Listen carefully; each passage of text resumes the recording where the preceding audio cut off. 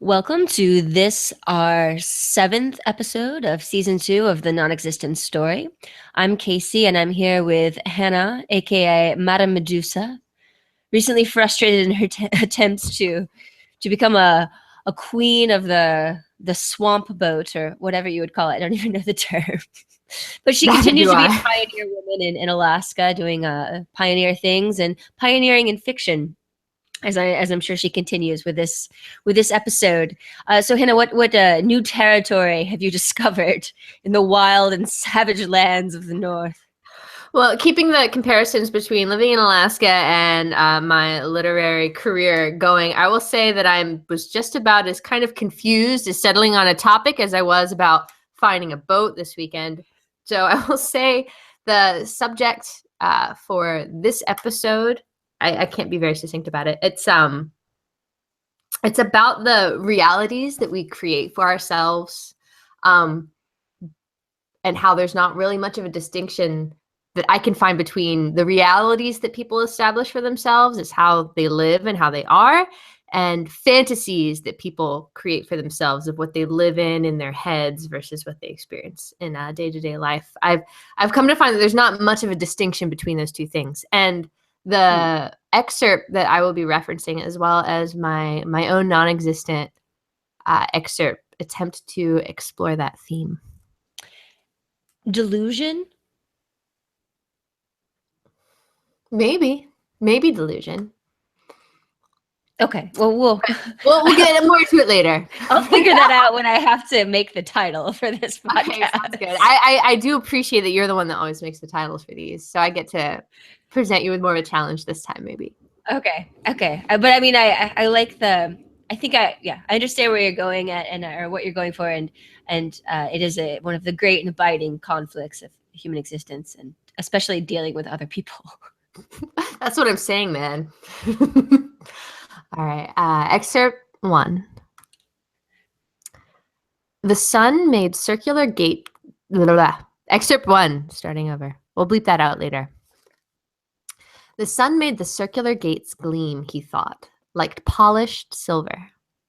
The platform was rotating. It wouldn't budge until the first cows were loaded at 5 minutes to 6, but he stopped to admire, as he did every morning, its sterile, gleaming precision. He found his milking parlor beautiful. Sometimes he was moved to tears at the sight of a full 23 cow load rotating round its ghost-quiet motor. Wilhelm Gewaden is a 20th century man, and he runs a 20th century dairy farm. Wilhelm had never actually heard that said about him or his work, but entering his office, he imagined it was the kind of thing people thought. He enjoyed running his farm and contributing in his way to developments in farming equipment and agricultural science. His rotating dairy parlor might be labeled an oddity by short-sighted farmers, but it made him a member of the scientific community. That was meaningful. That was substantive. He knew that his colleagues at the Dairy Science Conference found it, and him, a little unorthodox, but he believed that they were secretly pleased to have in him a rock of unwavering principle. He was not an amateur, or like many of his neighbors who were farmers because their fathers had farmed, because they had been born to it. Wilhelm's nail beds tingled, as they tended to when he grew excited, and for a panic moment he glanced at his desk calendar, made special note of the date. Reassured, he sipped his morning chamomile and sifted through yesterday's mail. Was it wrong to feel pride for building as he had built? For starting as he had started, the proverbial stranger in a strange land? He didn't listen any longer to the rumors he would once have overheard, that there was something wrong with him designing his dairy farm the way he had designed it, that locals speculated poor production volume. He had long given up his last remnants of uncertainty, which at one time, like flies on a carcass, could be scattered by the slightest wind and would buzz inside him, cause him to clench his fists, knuckles white and bulbous against his head. Something had calmed the swarm. He liked to think of it as a smooth, circulating breeze, generated from the turning wheels of his milking parlor. The flies never flared up now. No, he never thought of it at all. So ends excerpt 1. I like it.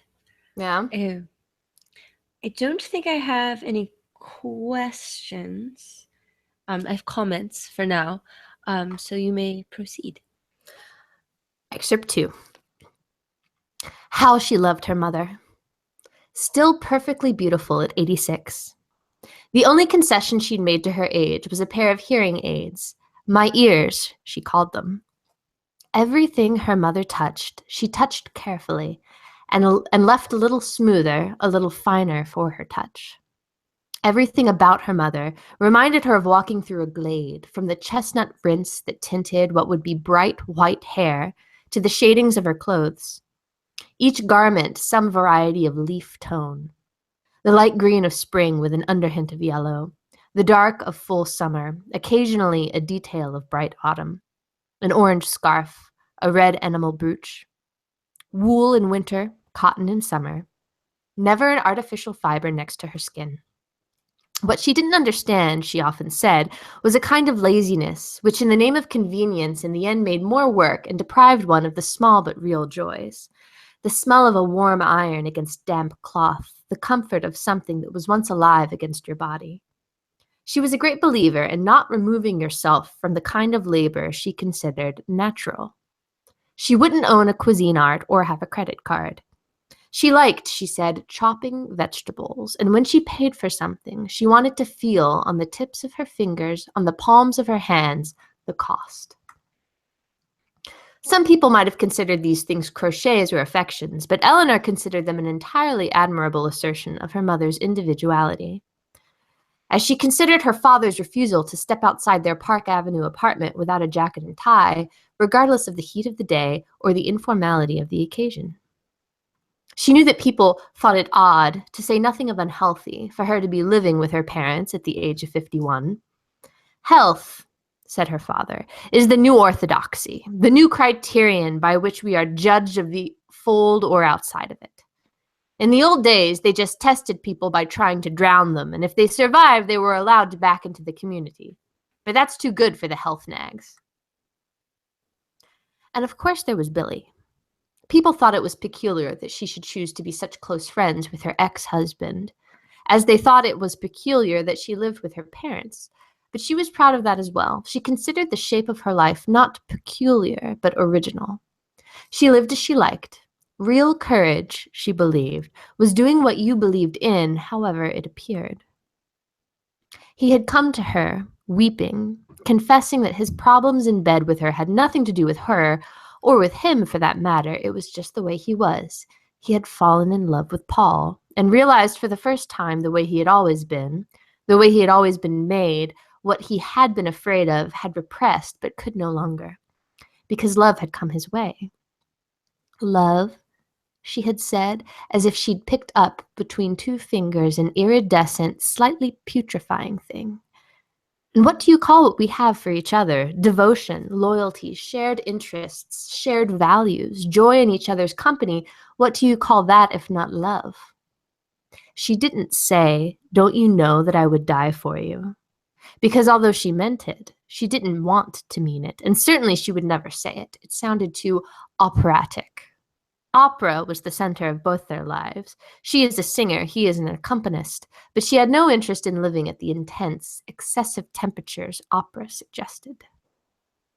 So ends excerpt 2. These are very, very good, and I find that they have a lot in common. To briefly recap, the first one is about a 20th century dairy farmer, Wilhelm Gobaden. Govardhan. Govadan, Wilhelm Govadan. So, one's imagining kind of because of the retained Germanic first name and it being a story in English that he probably immigrated and has kind of made a whole life for himself and asks himself at one point if it's wrong to feel pride. Um, so he lives kind of in isolation in the countryside, and then in the second one you have Eleanor who lives with her parents in Park Avenue in New York, I suppose. Mm. but also lives a somewhat isolated existence as she's kind of, in her late 50s, but still has this very childlike adoration of and respect for uh, her parents, while her marriage has, kind of basically been reduced to a platonic, very innocent affair. Now that there's no like kind of sexual component to it, so that's basically, I guess, what each one is kind of about. But really, what's beautiful, I think, about them are both stories have like these limited third person perspectives in which the person in question has a remarkable sensitivity, like a remarkable sensorial sensitivity, so that like the comparisons that are made, or the way things certain things catch light, or the grades of color, like that, even though they're very self-aware, they're also like really, really grounded in like all kinds of like tactile, sensorial, hypersensitive sensations, almost like a Virginia Woolf text.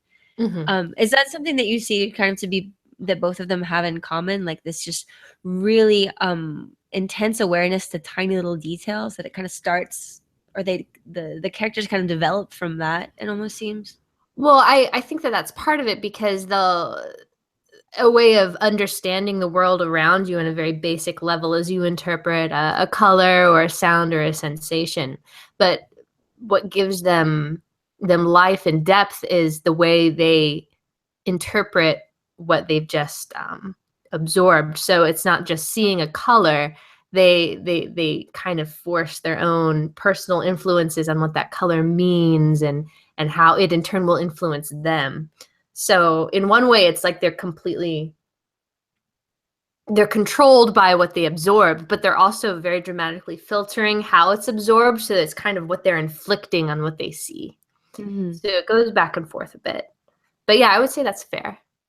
That's really, because then you have in both cases a very similar psychological activity is going on. And this is something that I think that you like to do in your stories, and I think you do very well actually, is these multiple levels of consciousness and how they play back and forth with each other. So you have someone who's kind of self-aware and self-reflective. So in the case of like Wilhelm, he asks himself, is it wrong to feel pride? So he accomplishes this thing. And this, in both cases, especially, but especially in this one, there's this great kind of harmony between like the natural world and like the civilized or modern or scientific world. So like industry and nature kind of coexist in this really nice harmony that you don't often see or experience in the real world. So I like that in both. But so he's got this, this beautiful dairy farm, and its machines are beautiful, and its cows are beautiful, and there's kind of the light flashing off things. It's also kind of like they're just nice and very vivid sensations. So he recognizes these things. He's aware what people might think of him, or speculates about that. He's aware that he's accomplished this much. He's proud of that. But then he also is able to ask himself, like, is it wrong to be proud about this thing that I've done? So there's like a certain kind of I don't know, there's like it's almost, I know you don't like Faulkner very much, but there's a character in Light in August who's kind of this Scottish immigrant, and there's this tie between a certain religious approach to the world and a certain notion of work, such that like how he envisions work is like kind of like a moral issue. So I kind of felt that there was like, just in that that one line, that there was like a whole subtext to this character of like, a Lutheran, or like, I mean, I'm imagining some sort of like very kind of ascetic individual who is still like always concerned with maintaining humility, but is also proud in his humility. And then you get that whole like paradox. So I don't know like how, if he's, in some ways he's very sane, but in other ways there's kind of a complex there. But like, do you have a sense from that character that there's like a kind of a religious undertone, or like this kind of ascetic, almost monastic way of living? I don't know. I mean, I'm surprised. I'm not surprised, maybe. I think it's interesting that you would think of it as a religious undertone, but I can see it because with Wilhelm's character, he's kind of he's obsessive, but his obsession is with science and where he stands in the scientific community, and the respect that accompanies that, and how he gets a sense of self-worth from that. So what he does, what he contributes scientifically within his farm, in whatever limited way, is meaningful because it's part of a greater scientific community, and his standing within that for him, however small, is very significant to him. So I think that you can make a comparison between that and a kind of a sense of worth that people get from religion and what they contribute to that. Well, that, or I don't know if religion maybe is too strong a term, but like a certain like highly active moral narrative or something that's going on in his head. If one of the themes, and they're both very that you've mentioned and that are both very palpable in the story, are this kind of dissonance, or not. It's sometimes worse if it's not, between what may or may not be actually going on, and then how the kind of narratives that people construct for themselves about themselves and other people, and like how they can just fill in the blanks based on what they want to believe. And you can construct any narrative you want for yourself, and kind of what they do with that. So it's just interesting to me that if his concern, like he's this kind of working man who's very practical, and he's built this thing, and it's beautiful, and it functions very well, and he's kind of bridging the gap between like the man of action and the man of science, or he's trying to kind of like straddle those two worlds. The self-reflection on pride is like more of a moral quandary, and I would be surprised if a man who was just interested in like how he was perceived in the scientific community would worry about pride. So I think it gives him like a lot more like weight or pathos and maybe complexity, because he's not just about ambition and what people think. Because people who just worry about what other people think and are very ambitious don't worry if they're being proud. Unfortunately. Unfortunately. So yeah, I think that was kind of nice, and it kind of grounded him in his, I think it worked given the kind of farmer agricultural salt of the earth, humble background, and also the kind of the Germanic last name.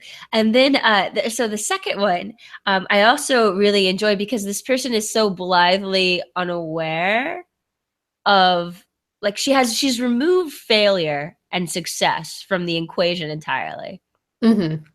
Almost to the point of autism. But it's also kind of enviable. We were just talking about this in the class the other day, because we read the Borges story, The Library of Babel, and basically I just read that. I read that on the plane.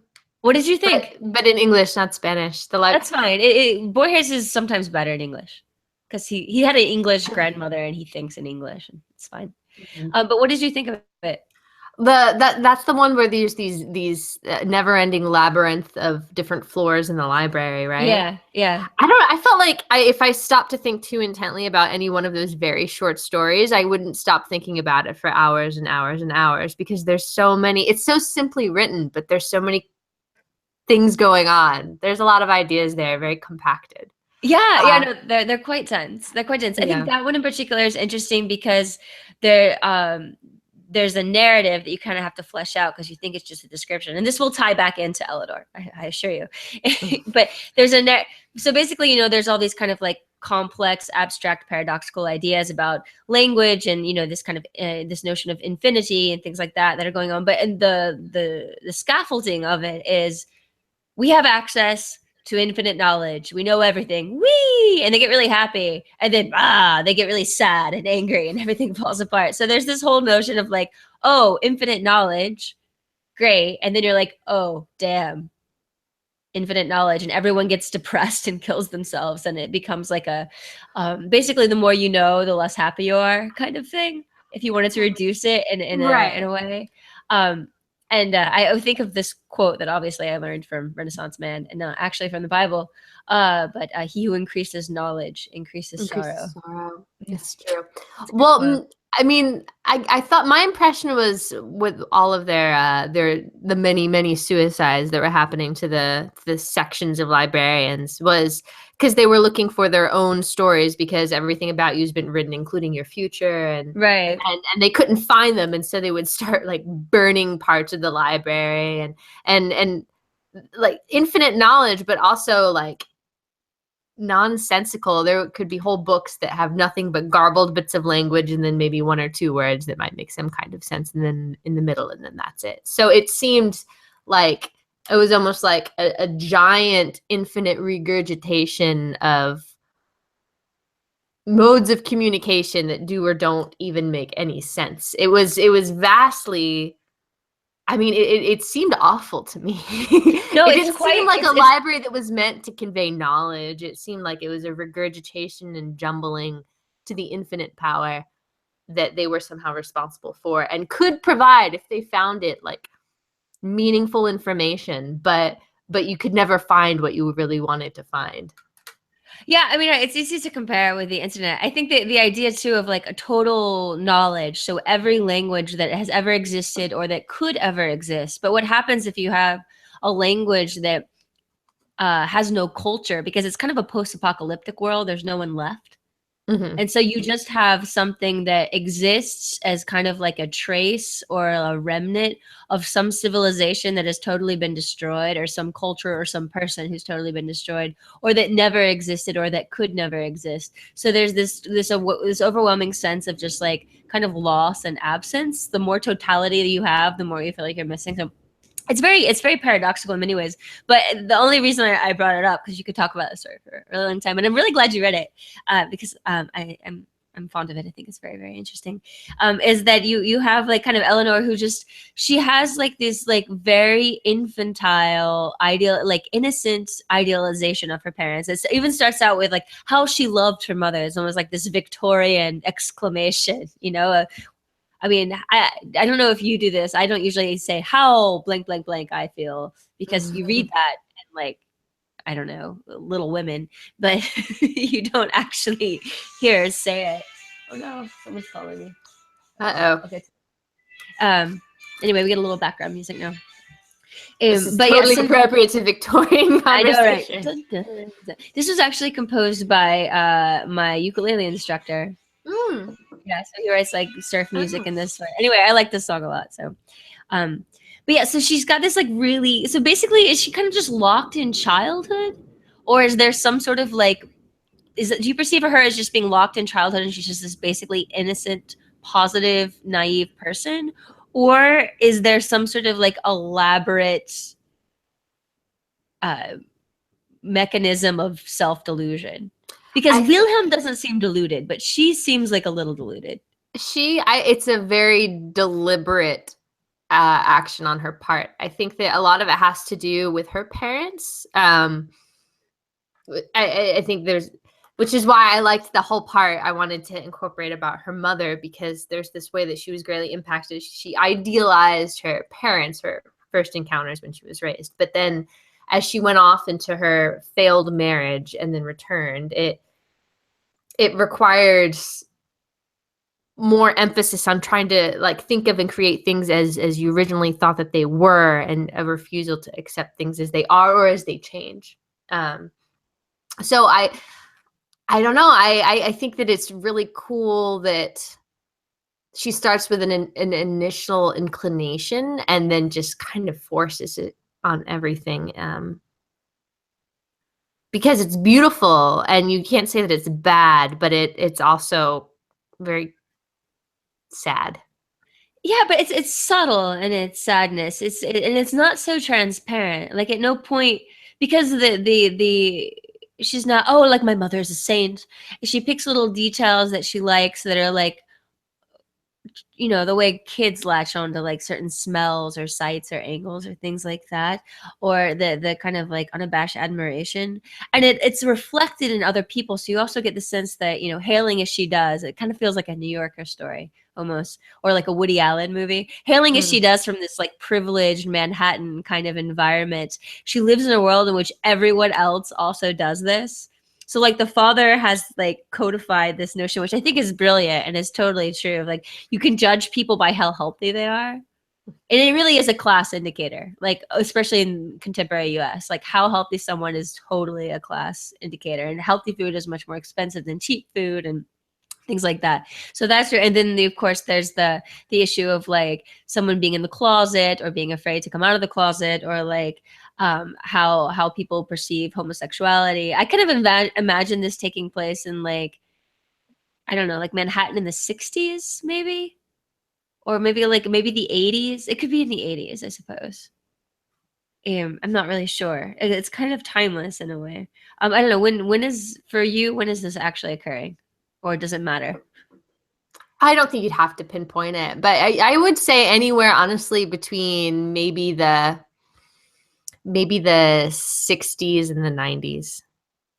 So you've got about a 30-year window for this particular moment in time. Okay, yeah, that kind of makes sense. Yeah, I feel like you would need. This is the kind of thing where you over time you would give away more and more details, or you would have to give away more details to the reader that begin to suggest that this person is kind of deluding themselves. Mm-hmm. So it seems like something that would do very well over like a long span. It was, yeah, I don't, yeah, Wilhelm is, um he thinks about what people, yeah, I don't know, I have no idea which one you wrote. I really don't. I can see you writing both. They're very consistent style wise and narrative structure, and I think that this topic is also something that I've been thinking a lot, as you can imagine, like how people Oh, yeah. make up stories for what's actually happening. And Everything filters through, and it requires a lot of creative kind of gymnastics at points, but people will do it. yeah, and how you can, purposely forget. The mechanisms of forgetting are very interesting, and what you forget and what you remember, but how like very, very tiny details you can actually make a very, very complex, consistent delusion using all kinds of details that you gather over the course of many years from many people. So Which it are is completely actually, unrelated, yeah. yes, yes, yes. But like, the more kind of like elements you have, the more you can kind of do it. And it usually has some sort of self-preservation kind of thing, or, you're afraid it's to protect the ego, which is very fragile usually in these cases. And I think that's more prominent in Eleanor because she's in such a vulnerable position, whereas Wilhelm doesn't seem to be in such a vulnerable position. But yeah, so I don't know. I mean, I think the second one seems to touch more like family topics or things that maybe we've been talking about more recently, but the first one seems a little bit more your style, or more consistent with your style, about that. I can relate it to. I don't know, I guess that went wrong too. There was one you did about E.B. White and eggs that it kind of reminded me of. And then also the bee sting cake one, this kind of the small town thing kind of draws you. So I really don't know at all. Um, But you must guess. I know, and I'm waiting And then for we some can sort of tell. I'm waiting for you to like touch your ear or something, and I know that. blow my nose, drink my Yeah. beer. Oh, or the second one something. I do. But yeah, I'm gonna yeah, I'm gonna guess that you wrote the second one. The Eleanor? Yeah. All right. I wrote the first one. God damn it. No, it's so I mean, frustrating. it was totally, yeah, that was I that thought was for basically sure I had to you'd pick a get number. it because my first excerpt was so short because like, I just couldn't think of what else to write, and I was trying to shorten the second one because I had so much material I wanted to put in because it was so well written, and I had to keep chopping it down. Well, But it was a flip of the coin I lost. So what is our tally right now before we I don't continue? know because I got my last one wrong too. I'd have to go back and I think we listen. were tied when you got your last wrong, and now you're up ahead by one. Consequences to be determined. As ever, to be by season 7 we'll have worked this out. Yes, yes. But Well, so tell me about the original, and then I'll ask you more about yes, yours. first I'll tell you about the original because I would love it if you could get your hands on it to read it, although it might be difficult because it's part of a short story compendium that I referenced before, the Best American Short Stories of 2007. Ooh. Yes, but this particular short story was written by Mary Gordon, who is a contemporary American writer, and she's also an English professor at Barnard College. And I really heard this is probably had the biggest impact on me was this short, which is called Eleanor's Music. And I wanted to focus on this is at the very beginning of the short story, so you get kind of a an insight into Eleanor's life and how she perceives and filters things in her own kind of unique, you would call it a delusion, but the more you read into it, the more you realize that she has to put a lot of deliberate effort into maintaining like this approach to life. And then I don't want to give the story away because it's really good, but she meets up with her husband in a cafe because they still maintain a relationship. And then they go to a rehearsal at an opera because she's a member of the chorus. And something horrible happens that has never happened to her before. And she stalks off, and shortly thereafter, her delusion is horribly, horribly shattered in every sense. Her personhood completely falls apart. And then she slowly starts to reassemble it back together at the very end. But the whole way it's written was just incredible and really, really beautiful and touching for me. It was probably one of the best short stories I've ever read. That's really interesting that you see it fall apart and that you see it go back together, because I think with these sorts of this dynamic, there's always some sort of hope that like, oh, they'll come to their senses, they'll have this epiphany, they'll realize how it actually is, they'll see the lights. And then no, it's actually much more cyclical, and it could perpetuate itself indefinitely, like any horror movie, basically. Right, but it is in its own way a kind of horror film. So, but what I didn't know which part of that process I wanted to capture was the delusion and how just the character is day to day with their delusion, or the delusion being crushed, or the aftermath of the crushed delusion, or the delusion being built up again. So I had that built from that story, and then I came up with my own story where the character in a different circumstance goes through that same process, which was Wilhelm. And I ended up just focusing on the delusionary life itself, pre-event that destroys everything, pre-aftermath, pre-recreation of the delusion. But I had it all worked out in my head. So that's how this all kind of came into being. So is Wilhelm then really very deluded? Because that makes me a little sad. Well, no, Wilhelm, he didn't seem quite as deluded. He seemed a little bit more grounded. I was careful not to leave too many hints. I probably should have put more, because I'm afraid of giving the whole story away in a very brief excerpt, because that makes it obvious that you wrote it. But Wilhelm, basically, no, I mean, nothing really is a delusion exactly. So he has this dairy farm that he started out of nothing, and he was completely new to the area, and he created it himself, and he considers himself to be a bit of a scientist and a farmer, an entrepreneur. And he's obsessed with the mechanics of that. But what I didn't really incorporate very clearly was that he's also a werewolf. But he tries to keep that under wraps and pretend he tries to pretend he's not. You should just make the last line. Maybe that was a little. And he's a werewolf. And he's a werewolf. So I made a reference to his calendar, and originally I had it to reference that he could feel his nail beds tingling, and so he looks at his calendar. And originally he looked at his lunar calendar. That was like, no, it's the obvious clue. I mean, it's so funny because I was actually talking with someone else today about werewolves. Yeah. So that's a sign or something. It's not a topic that usually comes up twice in totally unrelated circumstances, but we're talking about notions of the moon. Really?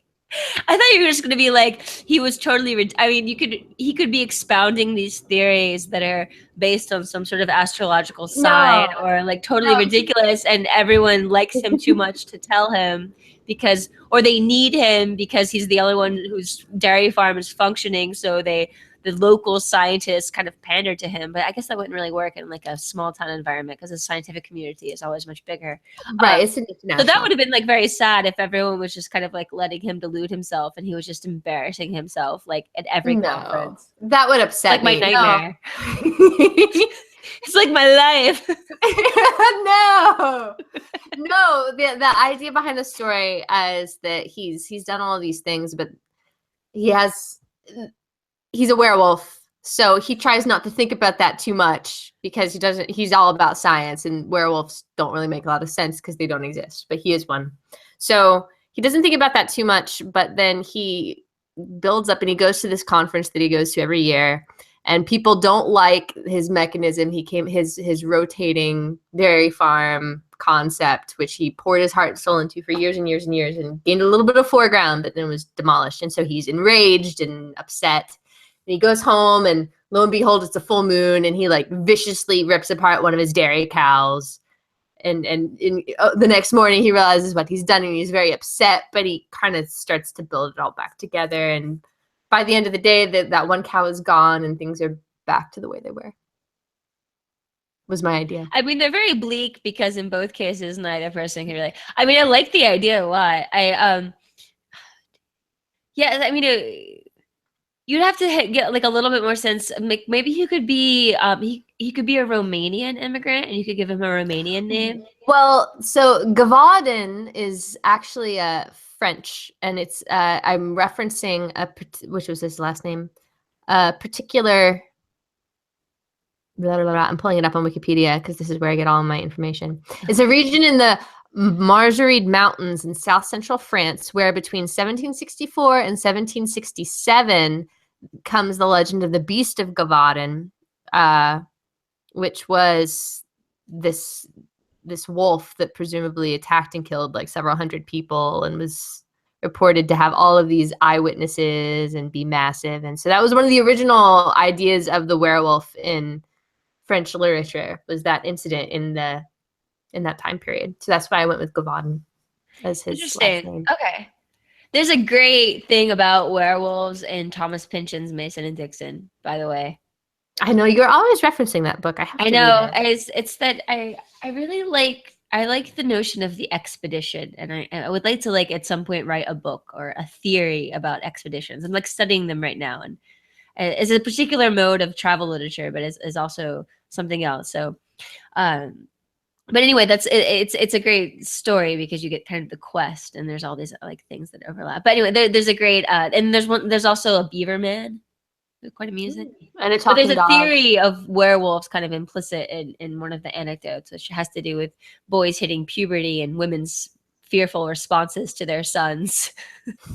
Hitting puberty and becoming voracious and hairy and growling and things like that, and how it kind of feeds each other. But then the moon thing is always very interesting because moons are overwhelmingly associated with insanity since ancient times, much more than anything else.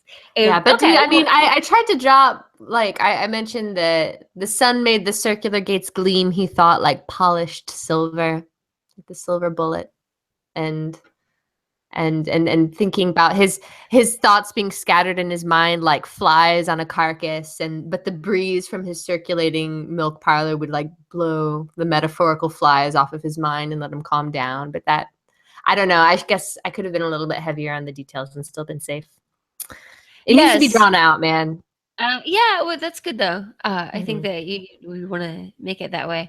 Yeah, I like that.